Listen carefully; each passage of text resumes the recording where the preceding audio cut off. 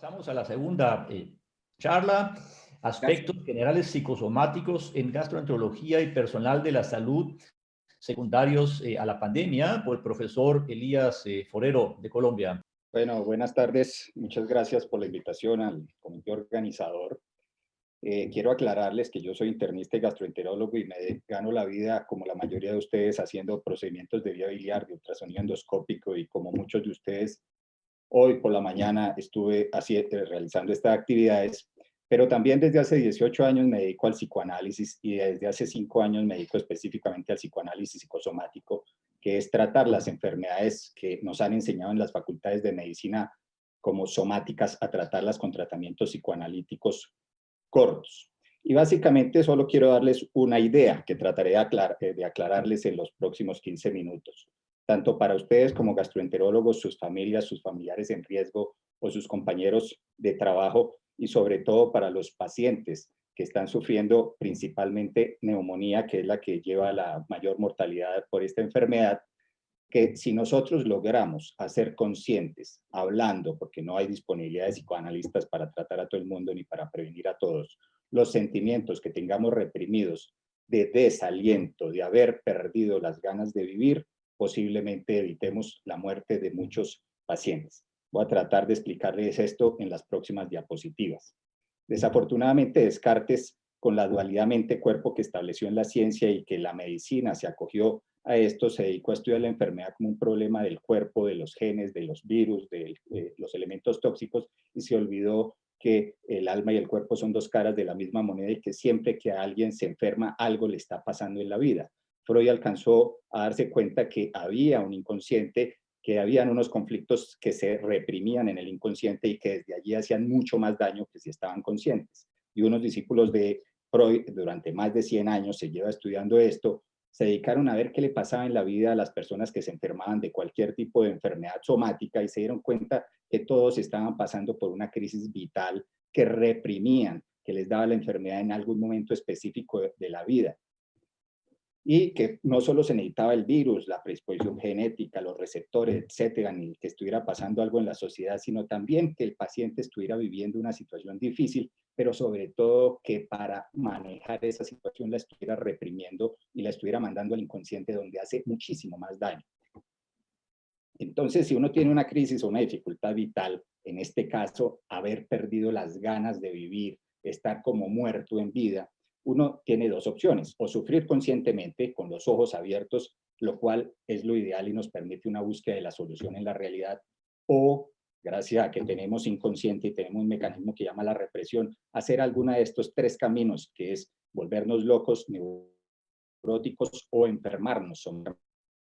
Que equivoca los ojos y buscar soluciones mágicas en la fantasía. Un pequeño ejemplo: una mujer pierde a su bebé, se vuelve loca, entonces coge un palo y considera que es su bebé, y ya no está triste, pero está loca. Ha cambiado la realidad, que es lo que pasa en la psicosis, o cambian los personajes, le pasa la fobia de un elemento a otro que no tiene exposición en toda su vida, en la neurosis.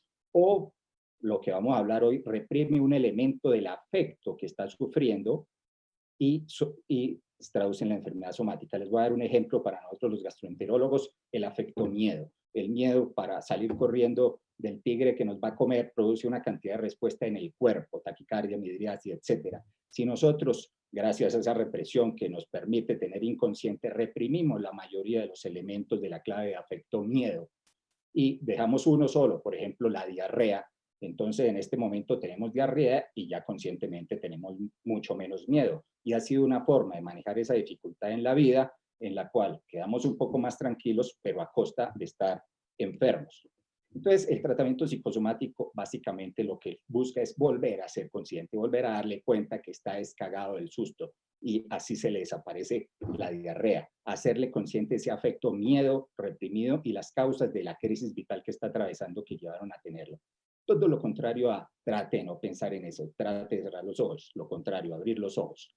Al lograr hacer consciente nosotros la dificultad de la vida que hemos reprimido y que nos ha llevado a enfermarnos, permite liberar esa carga que hay en el inconsciente, y desde el inconsciente hace 20 veces más daño que cuando está consciente. Y lo podemos unir a la palabra, al humor, llorar, etcétera.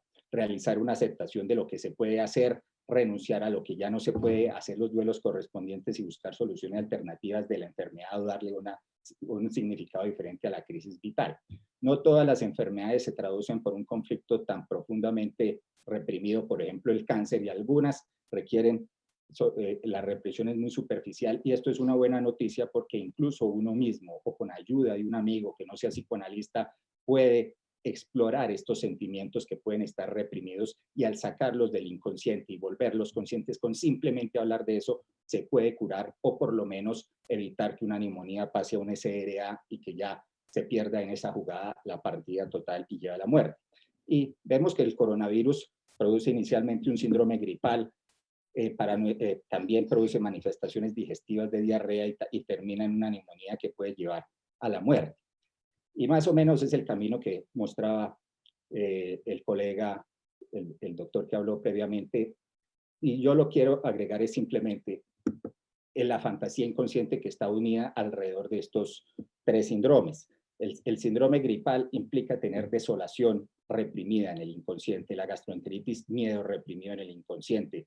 Yo no sé, en Uruguay, en Argentina le dicen cagazo, aquí en Colombia le dicen cagarse del susto, etcétera.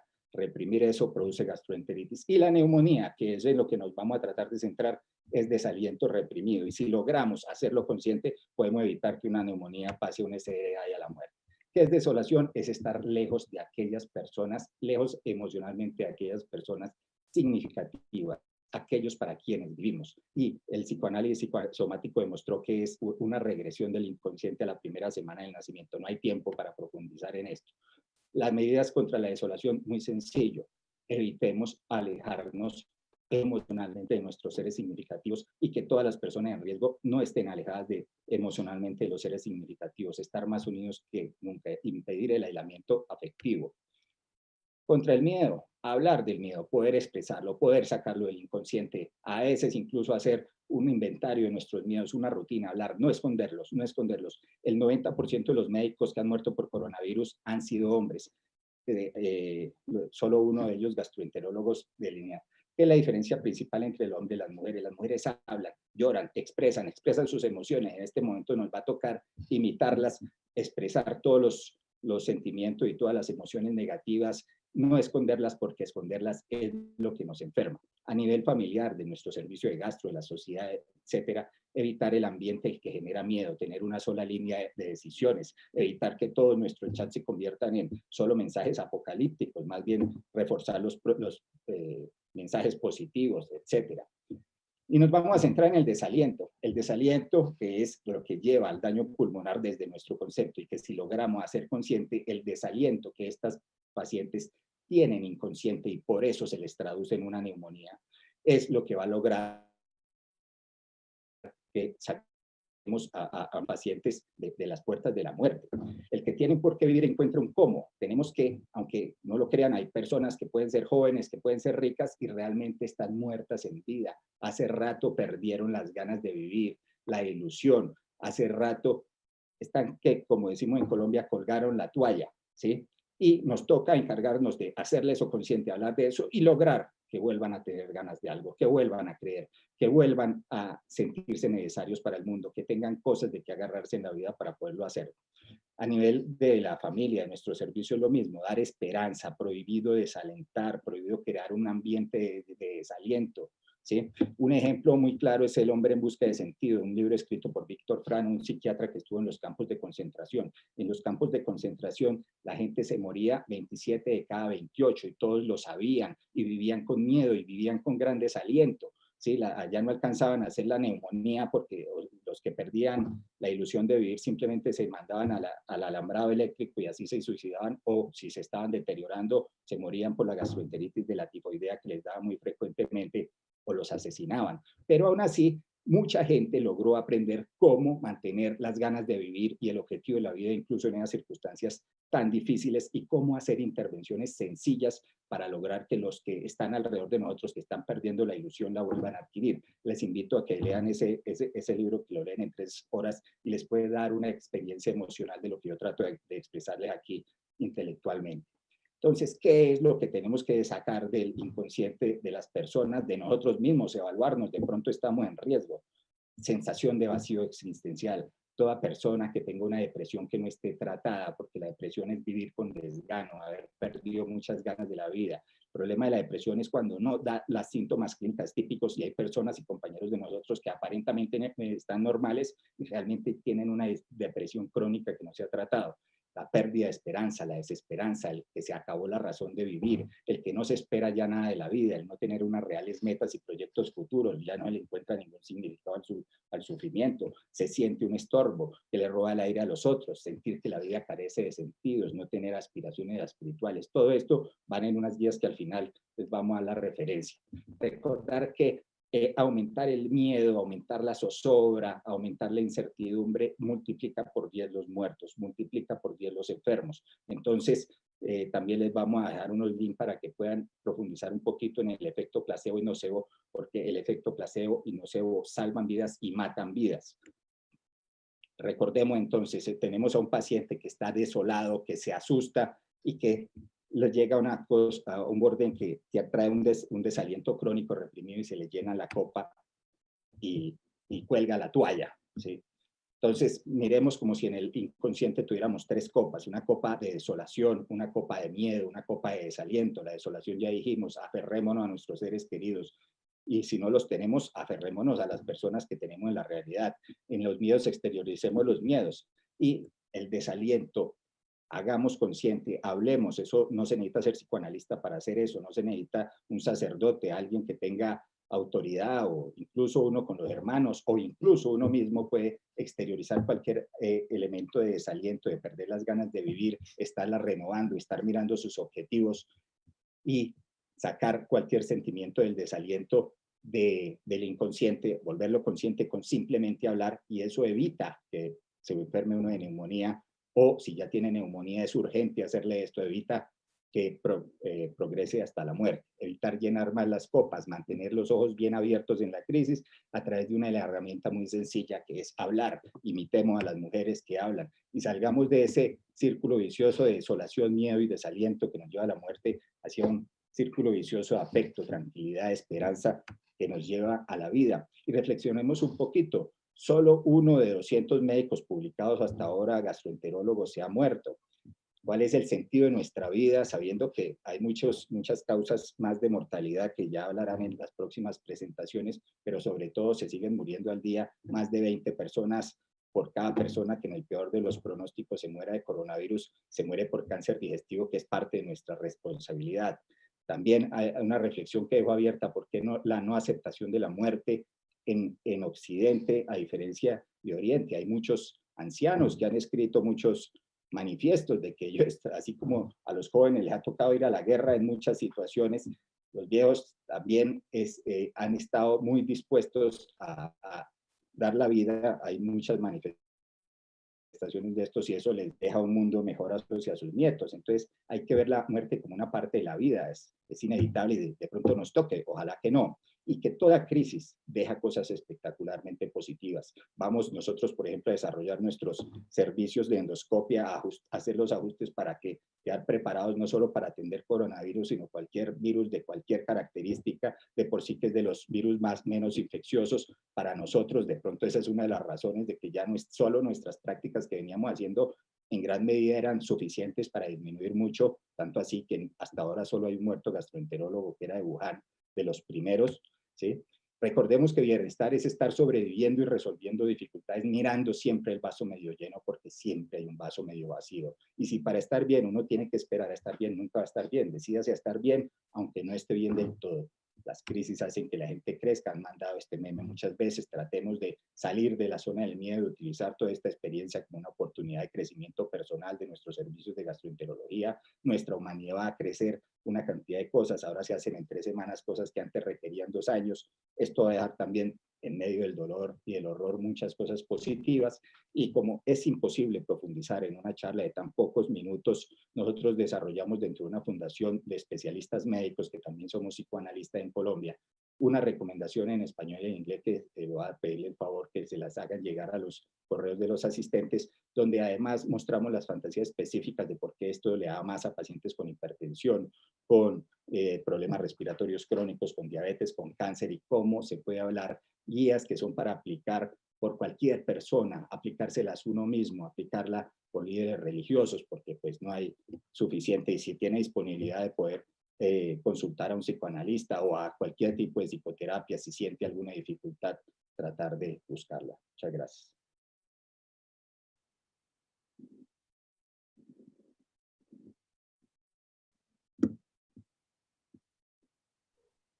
Muchísimas gracias, doctor Forero, por este resumen de un tema muy complejo de aspectos psicológicos y psicosomáticos. Tenemos tiempo para una pregunta y esta dice que a pesar de que son pocos los gastroenterólogos que han muerto durante esta pandemia, el número, por supuesto, puede cambiar porque en otros países donde hay mucho más afectados que ahora en Sudamérica, por ejemplo, en España, Italia, se llamó a cualquier tipo de médico a hacer cualquier tipo de trabajo. Inclusive varios hospitales se convirtieron de hospitales generales a hospitales tratando 100% pacientes con COVID y todos los personales de salud y médicos tenían que tratar a estos pacientes. ¿Qué nos puede decir de una situación de esas? Y si un médico puede decir, o un enfermero decir que no quiere trabajar porque no tiene protección suficiente. Bueno, ninguno estamos exentos de morir, de tener elementos inconscientes oscuros que en este momento puedan unirse al virus y ayudar a que esa mezcla de lo que está pasando en la sociedad, en nuestra propia vida y encontrarnos con el virus nos lleve a la muerte. Eso que usted menciona, pues es cierto y de pronto se vuelve cierto dentro de nuestros medios cercanos de trabajo y en todo sitio está en la discusión legal, la protección que se tiene que dar, etcétera. Nosotros no tenemos que confiarnos, tenemos que hacer absolutamente todo lo que el conocimiento nos diga que debemos hacer para protegernos, implementar las medidas de protección. A todos nosotros, a los que nos ha tocado seguir haciendo procedimientos de vías biliares, etcétera, nos ha tocado adaptarnos rápidamente a modificar las condiciones para tratar de tener las máximas seguridad para nosotros, para nuestros pacientes y para no traerle a nuestros familiares infecciones y el riesgo de que ellos mueran o de que nuestros seres cercanos mueran. Pero si nosotros en medio de esto, que es casi como una guerra, tenemos la actitud, una actitud esperanzadora, una actitud positiva, una actitud de aprendizaje, ¿sí? Y no una actitud derrotada que ya nos llene las copas de que muchos de nosotros tengamos llenas, de que ya estábamos aburridos de la vida, ya le habíamos perdido el sentido de la vida, y además nos llegue esto y solo estemos rodeados de mensajes negativos, desesperanzadores, de una situación terrible, pues más difícil ser salir de esto y más fácilmente tener que enfermar y de morir. Ojalá no, ojalá que ayudemos nosotros a dar esperanza, a dar ánimo, a que la gente no pierda las ganas de vivir, no pierda el norte hacia el futuro, no pierda la visión de después de la tormenta, no pierda que en medio de lo doloroso y de lo trágico, pues también se van a sacar cosas buenas y que hay herramientas. Todos los días salen nuevos tratamientos, todos los días sale nueva información que nos da más seguridad, todos los días salen nuevas cosas. Agarrarnos de las cosas positivas, tratar de ser objetivos y en medio de la dificultad, agarrarnos de las cosas buenas de la vida, de nuestras razones de vivir, de nuestros seres más cercanos, para mantener siempre y hasta el último momento, así nos toque morir en el proceso, las ganas de vivir, la actitud de esperanza, la actitud positiva y tratar de dársela a todos nuestros seres cercanos, así a veces eso no sea suficiente y termine en la muerte de alguno de ellos o de nosotros.